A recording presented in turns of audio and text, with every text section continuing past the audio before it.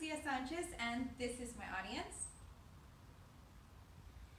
Cheesecake, ice cream, Cheetos, cheese, chocolate chip cookies, creamy soups, pies, and cakes. What do all these foods have in common?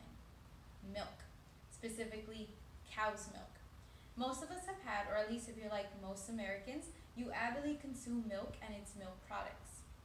It's also considerably hard since some of the most delicious foods out there contain milk. Dairy was once part of my everyday life.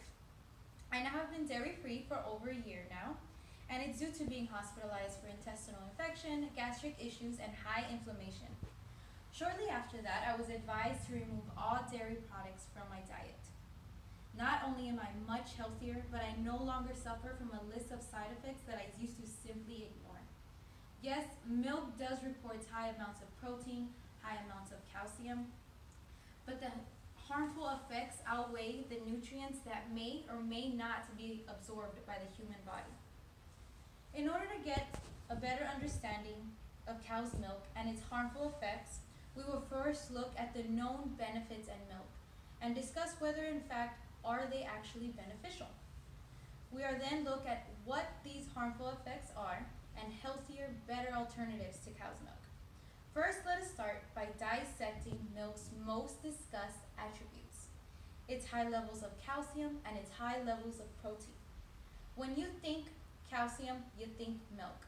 They go hand in hand. It's highly advertised that milk helps strong bones and that milk is the best source of calcium out there. When in fact, in a 2014 study shows that a regular milk consumption showed a higher risk of bone fracture and a higher risk of death. According to researcher Michelson, this could be the reason for the natural occurring sugar in milk, which is referred to as lactose.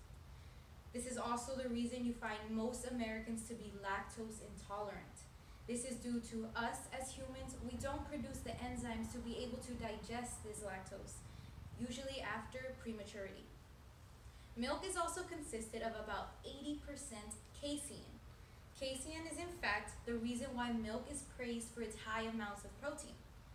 Many studies, though, specifically that of Dr. T. Colin Campbell, suggest that casein promotes cancer initiated by carcinogens. Knowing this, we then take a look at the ratio of cow's milk of protein to weight, where cow's milk to protein of weight is 80-20 compared to that of breast milk, which is 40-60. When you consider that mother's milk is especially produced to exactly give what a child needs, looking at this, you know that when we consume milk, we are considerably consuming more protein, or the same amount of protein needed for a 60-pound calf to reach the weaning weight of over 800 pounds. Whether you are a child, whether you are an adult, we aren't baby cows, and therefore we don't need these concentrated amounts of proteins in our bodies. And then you add the millions of gallons of milk that we consume per year, it's no wonder that milk is a high promotion of cancer. Now that we have looked at the composition of milk, let's take a second look at exactly what these harmful effects are. Cow's milk, or as Dr. Michael Clapper from Nutrition Based Medicine factually refers it to, is baby calf growth fluid. It's important to remember just that. Milk is baby calf growth fluid. That's important to remember because, like I stated before, we don't have the enzymes to digest it, nor the bodies. And I say bodies because we do not have four stomachs. Cows do. Considering this information, it's not hard to believe the plethora of detrimental side effects that come when consuming milk. It's also key to remember that these side effects are easily ignored and that the blame for them are usually put on something else. Side effects include, but are not limited to, ovarian cancer, prostate cancer, breast cancer, high levels of estrogen, diabetes, high cholesterol, weight gain, high inflammation, aging, acne, ear infections, stomach pain, bloating, nausea, premature puberty, fibroids, and asthma. There is an array of cow milk substitutes out there. One does not have to suffer nor hold a higher risk for any of these illnesses.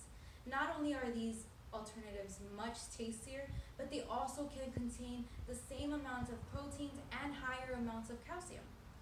Cow's milk specifically has 3.3 grams of protein and 119 milligrams of calcium per serving. A substitute for cow's milk with high amount of protein without the cancer-causing effects of casein is soy milk. Soy milk contains just as much protein, which is 3.3 grams and 75 milligrams of calcium. A plant-based milk with high amounts of calcium, in fact higher than that of regular milk, is almond milk. Almond milk contains 125 milligrams of calcium and 0.6 milligrams of protein. Other examples of plant-based milks include oat milk, cashew milk, my favorite, which is coconut milk, walnut milk, and rice milk. There is nothing in cow's milk that humans need that they cannot find elsewhere. Yes, cow's milk does have its delicious benefits when it comes to food, as well as its high levels of protein and its high levels of calcium. But limiting your dairy intake and seeking your protein and calcium elsewhere will lead you to a healthier, better life and avoiding those risks that come with overconsumption. Moderation in everything is key. And whether you choose to be dairy-free or not, one must be educated in exactly what we're putting in our bodies, both the good and the bad.